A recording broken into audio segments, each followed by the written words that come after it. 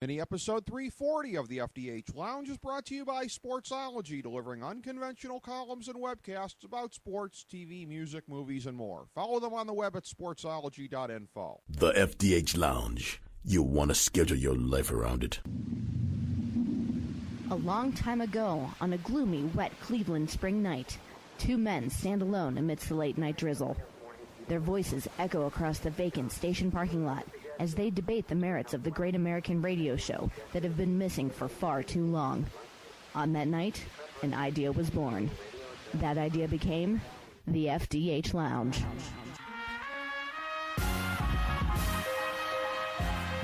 Welcome to the FDH Lounge. Welcome to FDH Lounge, mini episode number 340. This is FDH Managing Partner Rick Morris. We have with us today one of our FDH Lounge dignitaries, our friend who is the editor of Giant Insider, coming on to talk NFL football. It's Ken Palmer. We are just past the midpoint of the NFL season, checking out what's going to be happening from here on in. Ken, good to have you with us today, my friend. How you doing? Good, Rick. Sorry it took so long, but I'm so glad to be back on with you, buddy. We're glad to get you back on here, as always, and make a little bit of a review, a little bit of an overview around the NFC as well as the AFC. I'd like to first start with the hot-button topic of the moment, the Richie Incognito scandal. Get your thoughts on this. I have a feeling we may differ on this. I'm just guessing. I will tell you from my perspective, and as I've noted previously on the show, the Dolphins are my 1A team. I've been a Dolphins fan ever since as a real young kid catching the tail end of Bob Griese's career. I was a Bob Griese fan. Joe Benigno very memorably abusing me in a confrontation on this show a couple of years back for having a 1A team.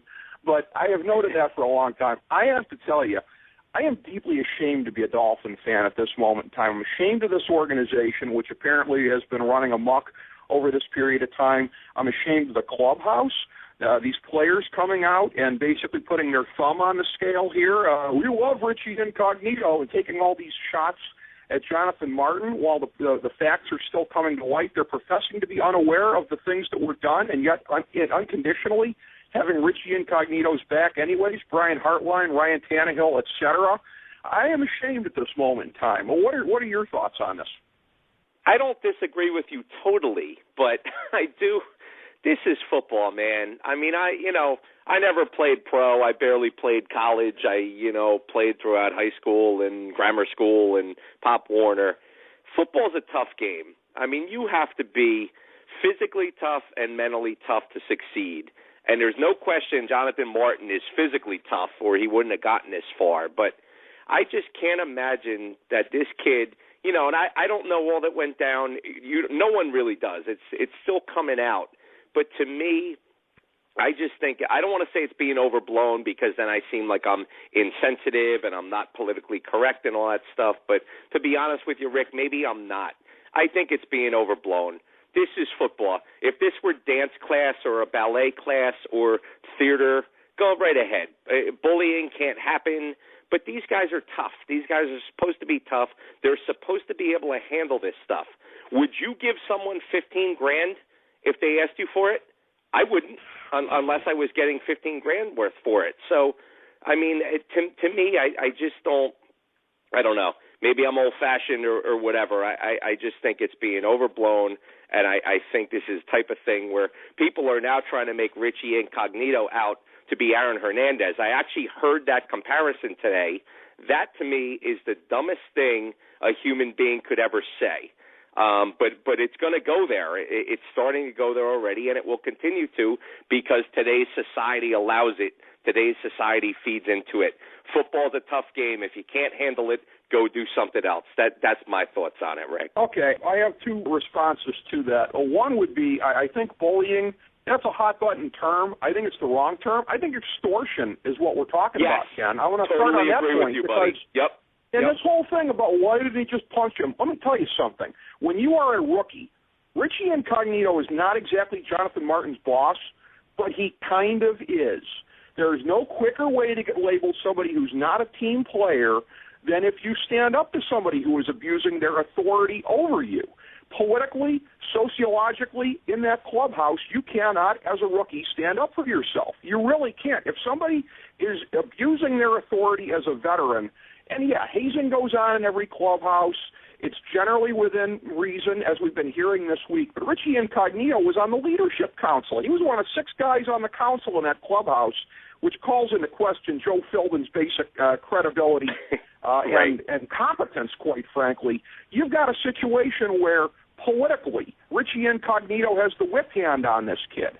So how's he supposed to stand up for himself on these kind of things when apparently when he goes to management, they go back and say, you need to toughen this kid up. That's the amount of reasoning that they're showing right now. Exactly. I think people made it. It's way too simplified in terms of standing up for yourself. Ideally, you always should. Rick, let me tell you this real quick, though. Let me bring you back to the Jim Fossil Giants. And granted, his career didn't work out as well as we thought due to injuries and immaturity, but Brandon Short was, quote-unquote, bullying Jeremy Shockey when Jeremy Shockey was a rookie. You know what Jeremy Shockey did? He punched Brandon Short in the face, and he became a hero for it. So there is a flip side. I definitely hear what you're saying, but Brandon Short was an established defensive captain, defensive leader on the Giants, and he tried to bully and embarrass Jeremy Shockey in the lunchroom, and Jeremy Shockey said, you know what, I'm going to punch you in your face. So I definitely hear what you're saying, but there are definitely ways to handle it differently. And Jeremy Shockey became a hero for that. And I'm not saying Martin would have become a hero for it, but there is that option. And, we all have young kids now, and you always tell them to turn the other cheek and don't be the first one to start a fight. But the first thing I'll tell my kid or any other kid, if someone hits you, hit them back. And that's what, Jeremy Shockey did right there. He was, in effect, being bullied, being embarrassed, being hazed, and he took matters into his own hands. And, more power to him for it. So I definitely hear what you're saying, but as a 315-pound football player who's groomed to be violent, you can't just slink away and just, wither away into the weeds and with your tail between your legs. You got to do something. And Jeremy Shockey's living proof that you can do something, and if you do something, you're going to get applauded for it more than you're going to be vilified for it. Well, I'm real glad you brought up Jeremy Shockey as somebody who covers the Giants as much as you do, because this will allow us to get into that point before I go to my second follow-up here. And I hear everything you're saying. And look, as somebody who, I haven't often alluded to it on the program, but somebody who did take a lot of bullying when I was growing up, and one of the defining moments when I was growing up, you talk about telling your kids to hit back whenever. One of the defining moments when I was growing up, I've been taking crap from a kid for a week who, ironically, was bullied by a bunch of other bullies who didn't have the stones themselves to stand up to me. I reached my breaking point. I baited him into hitting me because I told him that one more time, that's it, Kevin, and he didn't listen to me after a week. So I started wailing on him, got the upper hand, and as they were leading us away, I was screaming going into the principal's office, call my dad. He said it's okay. I didn't throw the first punch. So I hear you. Good for you, Rick. Good for you, buddy. Thank you. Yeah, I laid a trap for the kid, and I got away with it. But here's the thing. When we talk about Jeremy Shockey, we all know the stigma that went with his career, okay? And the fact that he was that's a perfect example of what I'm talking about. Jeremy Shockey, and you may not agree, a lot of people may not agree, that's a guy that did have a stigma in many quarters as being a me guy. And I don't know to what extent if that shortened his career. I don't know if he physically could have kept going longer than he did. But that's a guy, and he was strong enough to carry that. But how many people are going to be okay with, you know what, people think I'm selfish, people think I'm a jerk? You basically have to put yourself out there if you're going to be willing to stand up to a Richie Incognito like that. Yeah, but if you were drafting a kid, you want the kid to have that backbone. To me, that again, I'm going back to just simple football. If we're talking about a different sport here, a different, profession, maybe the rules are different. But to me, football, you got to stand up for yourself. These guys are easily bullied. They're 300 pounds, most of them, and they can bench press 800 pounds in, small vehicles. So to me, I don't think Jeremy Shockey was being a me guy. He was defending himself. And you know what? There was not one time the rest of his career with the Giants that anyone screwed with him. So anyone else that thought, wow, well, Jeremy, he's selfish or he's immature or we can pick on him, the second that thing went down, that was instant credibility. And, guys won't say that on the record because, again, we're in a sensitive, politically correct environment now, which is absurd. But the second he did that, his legend with the Giants and in that locker room grew. Was management embarrassed? Of course. Wellington Mara probably was freaking out over it. Didn't want to have anything to do with it or know about it. Jim Fossil swore the team to be quiet about it. Of course, 3 guys immediately came to me, and I broke the story, which I'm still proud of. But, that guy, right. His legend continued to grow because he did the right thing in that spot. He was being put on a spot. You could either walk away with your tail between your legs or you can fight back. And he fought back, and to me it wasn't a selfish thing. It was how he was raised. It was why he played the game that way, and it was why he never disappeared from his team like Jonathan Martin did. I mean, this guy wasn't a backup and a slub. This guy just walked away from a team in a playoff race that needs him. So, I mean, I know, now you're getting into the mental thing and, or their mental health issues, and that I can't speak to. I have enough mental health issues myself. But to me, he did the right thing, Jeremy Shockey, and it wasn't a selfish thing. It was a competitive, prideful thing. You actually started to anticipate what was going to be my other follow-up question, Aaron. To me, there is something deeply, deeply paradoxical in terms of, I agree that we are in a very politically correct climate, and for anybody that examines from my politics on down, that everyone knows how squarely I stand against that. And yet, I have to say, we're also still in a climate that is deeply, deeply ignorant of psychological and mental health issues. And I come from a perspective of having had some friends who have battled some real demons in that regard. We are looking at, by all accounts right now, somebody who is dealing with that. He left the team, yes. He's in a place, he is getting, Jonathan Martin, professional help of some nature, and that has yet to be clarified. But again, when we're talking about football is a man's game, you got to have stones to play football, do we not risk getting into oversimplification if we're dealing with somebody who is on razor's edge with some mental and psychological issues here? And Richie Incognito, from what has come out, he is on medication of some sort, and this kid may be in need of it himself here. So it really is a thing of where, is there not some more education that's needed, I think, before people go out and say, it really comes down to this kid is soft or this kid this or that or whatever. We don't know the mental and psychological picture yet, which I think is still going to emerge. Yeah, no, Rick, you're 100% correct there. But today's day and age, it doesn't matter. No one cares. Everyone's forming their opinion now. It doesn't matter what we find out in 3 months or 6 months. Everyone already has their opinion now, and facts may come out to disprove it. They're not going to change their opinion. This kid is soft. This kid is a baby. Richie Incognito is the biggest, animal ever to walk the earth. And that's where people are, and that's the end of it. And I agree with you. Obviously, there's more to it, but as well as I do, unfortunately, it's not going to ever come out. And when it does come out, by that point, it doesn't matter. No one cares. When things happen, people come up with their opinions in 4 seconds. Most people don't have the brain power to formulate these opinions, yet they come up with them, and they stick with them.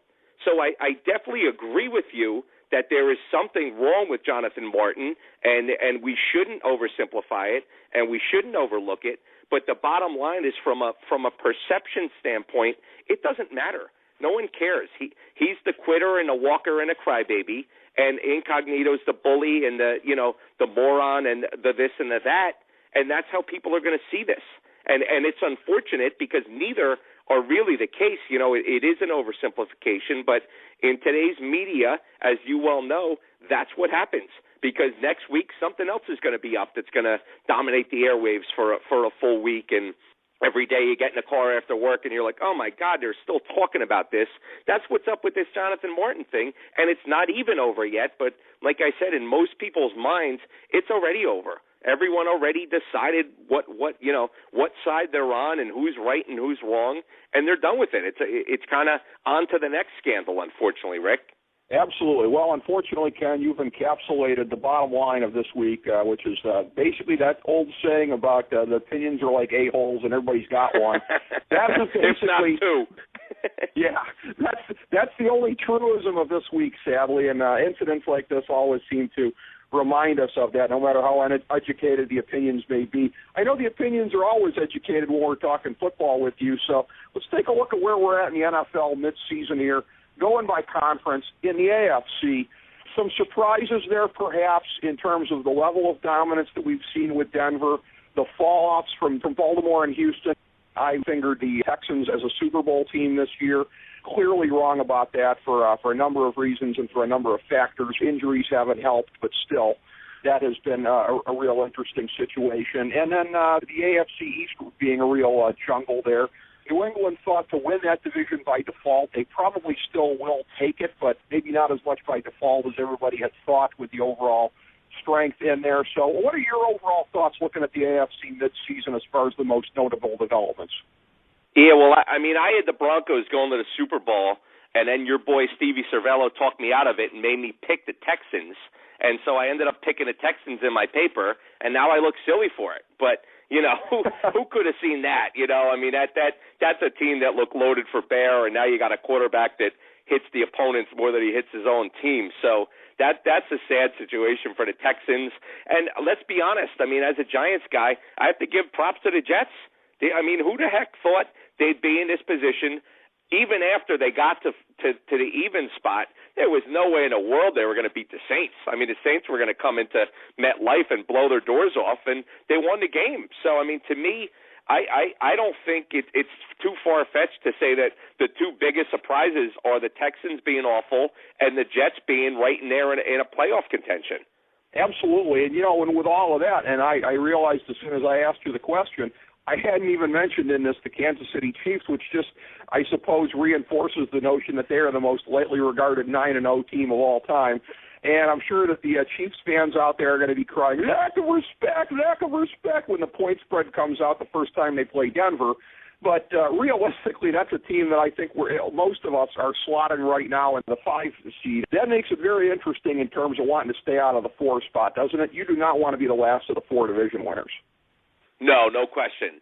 Yeah, that's where you need to not be if you're a team that's looking to go any distance there. And that's it. I mean, the Chiefs, they go ahead and beat Denver all of a sudden. Okay, people are going to take them seriously, and let's see what kind of team they are. I mean, I'm honestly, listen, I didn't think they'd be 9-0. I thought they'd be good, though. I really thought the quarterback and the coach, you know, both with new locations, they're both, you know, kind of coming together. I thought this was going to be a pretty good team. I'll be honest with you. Again, maybe a 6-3 team. I didn't think they'd be 9-0, but I'm not that surprised that they're doing as well as they are. And let's be honest, look at the schedule. I know this isn't college football, but they haven't exactly beaten, you know, they haven't beaten a whole bunch of good teams.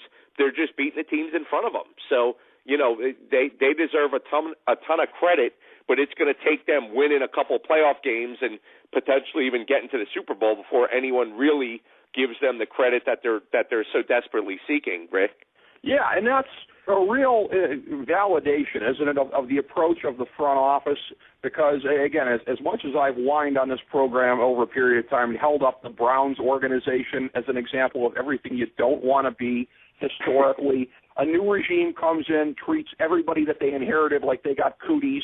All you got to do is look at how Joe Banner was shopping Josh Gordon out there, ironically, for the cost of about 3 dime bags until he pulled him back at the trade deadline. It really is one of these situations with Kansas City. They took what they had defensively, and they built on it. They didn't judge everybody guilty until proven innocent just because they played for the last regime. That's a lesson that hopefully is going to take root around the league, I would hope, for the betterment of the game. You would think, but you know what? There's so much arrogance, and I don't say that negatively because most of the time you need that arrogance and that confidence to get where you need to be, but that's really what it is. You know, Rick, if you drafted a team and I'm taking it over, I'm thinking I could have done better than Rick. So I'm looking to change this, I'm looking to change that, and maybe this guy doesn't look so good. So I almost think there's that, you know, you can't change the whole team, obviously, but I almost think there's that arrogance to think that the previous guy, win, lose, or draw, couldn't possibly have done as good as I would have or couldn't possibly know as much as I would. And as a result, you see that. You almost see change for the sake of change as opposed to change for the sake of betterment. And it's unfortunate. Sometimes it works, sometimes it doesn't. But you definitely see that a lot around this league these days. No question about that. Pivoting to the NFC, let's take a look first at the NFC East, because that's what you have been most involved in covering with Giant Insider. The worst division in football by far. It blows my mind how absolutely pathetic top to bottom this division has been. I picked your Giants to win the division at the beginning of the year. The funny thing is, 2-6, they're still in it. You can't rule anything out at this point because of the overall crappiness of it, top to bottom. You've got a Philadelphia team bringing in this wild offense and no defense, and from week to week we've seen the wild extremes that they have been at. Dallas right now sort of looks like the default choice to win the division and kind of hang on. But anyway, you slice it. What I said about the AFC, nobody's going to want to play Kansas City in the first round. In that division, you pretty much know you're getting Seattle or San Francisco in your building in the first round. That doesn't seem like much of a prize for making the playoffs in the wild card round. Yeah, no doubt. But although if you're that wild card team, you're going to get to go to play either Dallas or whoever ends up winning this division. Figure you're going to put them in the 4th spot. So if you're 5 or 6, you have no problem going to play in Dallas in the playoffs. It's amazing how bad this division is. I mean, I'm shocked that I figured the Giants would be a 4-4 team, maybe a 5-3 team at this point. Certainly not 2-6. I figured Dallas would win the division, but again, not in dominant fashion, not because they're such a good team, but more by default, like you had said. So I figured the Eagles would be improved. They are. They're not good enough to win the division. The Redskins are kind of a mess. Last night was kind of their death knell. They were still in a conversation until then, but it'd be surprising if anything other than Dallas winning the division happens, but it would be more surprising if they're able to even win a playoff game. And granted, as the NFC East champs, they're going to have a home playoff game, but there's no doubt in my mind whoever ends up in the wild card going to Dallas is going to win that first game, Rick. No question, and probably going away, one would think. You would think it's by a great margin. In looking at the other divisions, not a lot of shock necessarily at the top of the divisions. When you look at people expected New Orleans to bounce back, people expected Green Bay to be strong. Obviously, Seattle and San Francisco have done what they've done in the West. If we're going to put our finger on any surprises, perhaps it would be Detroit rallying to be in a tie for the divisional lead at this point in the North, and Atlanta just absolutely falling apart in the South. Injuries have a lot to do with that. The defense has been also a lot worse than people have thought. And to whatever extent, if anybody had Tampa Bay pegged as any kind of a dark horse playoff contender, them being 0-8 really kind of comes as a surprise. Although I said in my preseason picks, Tampa Bay was one of the teams I had a harder time getting a read on out of anybody in the league. And obviously this has turned out to be the worst of all possible extremes here for them. As far as it goes with them, we almost kind of saw this coming really from the start of Greg Schiano's career, that really kind of shameful showboating thing of going after the kneel down against the quarterback in the initial game against your New York Giants a year ago. Yeah, that was terrible. I mean, talk about a guy that had it all, in Rutgers, where the bar, you can't even say the bar was high. The bar was medium at best. And listen, I would never criticize a college coach for leaving to go coach a pro team. That's your goal there. That's your dream. You got to go fulfill it. But he should have realized, and maybe he should have talked to a couple other college coaches that made the jump. It's a different ballgame. These guys make more than you do now. They don't want to hear you. They don't want to listen to you. They're certainly not fearful of you. That's for sure. And he learned that the hard way. And yeah, that game against the Giants last year was just laughable. I mean, he was, he probably thought he was going to make his mark around the league as I'm a hard-nosed coach and I'm a tough guy and this and that. And what he proved was he's a jackass. And unfortunately for him, he's never going to shake that, because I can't believe he's still a coach now. I understand it's only his second year, but there is no question he will not be the coach next year. So to me, I wouldn't think he's going to finish this year at this point. I would figure he's going to go in the next game or two if they don't win a couple games here. But can't fault the guy for trying to make a difference, but you can fault the guy for trying to, reinvent the game and act like he invented it, which is a lot of what you heard with him when he was in Rutgers and certainly now. So he, for most people that know him and that are around him and the team, he can't be gone soon enough from the Bucs. Oh, yeah, absolutely. And just like I had said, that game against the Giants, the first game of his pro coaching career, was the canary in the coal mine for what was going to come afterwards, because everything we're seeing now is sort of manifested in that moment very perfectly. And looking at the top teams in the NFC, deliberately leaving aside the NFC East, but as far as when you're looking at Green Bay now going the next couple of weeks without Aaron Rodgers, you've got New Orleans trying to hang on to win the South, to fend off Carolina, coming off of a very bad loss to the Jets, because it's really going to complicate matters for them in running down Seattle or San Francisco. And New Orleans wants no part of having to go to Seattle for a potential NFC championship game. There's going to be a great regular season game later in the season where they have to do just that. But what are your thoughts on looking at the top contenders in the NFC? I had picked San Francisco prior to the season to come out of the NFC, but said I thought Seattle was going to be right there. I'll kind of stand by that I think it's going to be one of those two teams. But what do you think as you're looking at it? Yeah, it's hard not to see it being one of those two teams. I went with Seattle before the year. And I mean, obviously so far you can't argue with the record. Maybe they've had a couple close calls lately, but at the end of the day, it doesn't really matter. You win or you lose. San Fran, that's a team that started slow, and now you look up and they only have 2 losses. So they're right in the mix, and it's hard to imagine, put Rodgers back on the Packers. Of course, they're going to be a tough out in the playoffs. Put Cutler back on the Bears. They're not so tough, and they're, we've already ruled out the East. There's no doubt about that.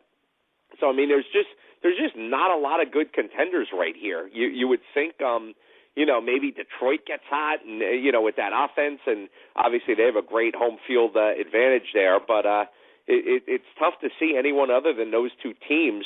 The interesting thing, though, will be with one of them being in a 1 spot and one of them being in a 5 spot, it's likely not going to get to those two playing in the NFC Championship. They're likely to meet before they get to that final round. So then you're looking at, okay, who else is going to be in that NFC Championship game? And to me, my money would be on Rodgers, if he comes back with the Packers. But there's a long way to go there. I think no question about that. They're going to really be in the hole from having had to make up the ground, the games that they may lose for him not being in the lineup, what their record is now, as far as the fact that they're already looking up at both Seattle and San Francisco, and San Francisco has the tiebreaker on them. I agree with that completely. Great talking pro football with you, Ken. As we bring the show to a close, we would like to extend our deepest gratitude to NBC, CBS, ABC, Fox, all Clear Channel affiliates, TNT, TBS, USA, UPN, Deadspin.com, YouTube.com, YTMND.com, MySpace.com, various blogs, Fox News, CNN, CNBC, MSNBC, IamBoard.com, Billboard.com, Google.com, ESPN, ESPN2, ESPN News, ESPN Classic, NBA TV, NFL Network, Sports Time Ohio, Athlon Magazine, Comedy Central, Cartoon Network, The Boomerang Channel, QVC, BET, The Spice Channel, Steno Notebooks, Manwich, Papermate Office Supplies, waitresses, strippers, bartenders, garbage men, janitors, microwave popcorn, the writers of The Office, Scrubs, Entourage, My Name is Earl, Oz, Metalocalypse and the Boondocks, Aquafina, and the Periodic Table of Elements.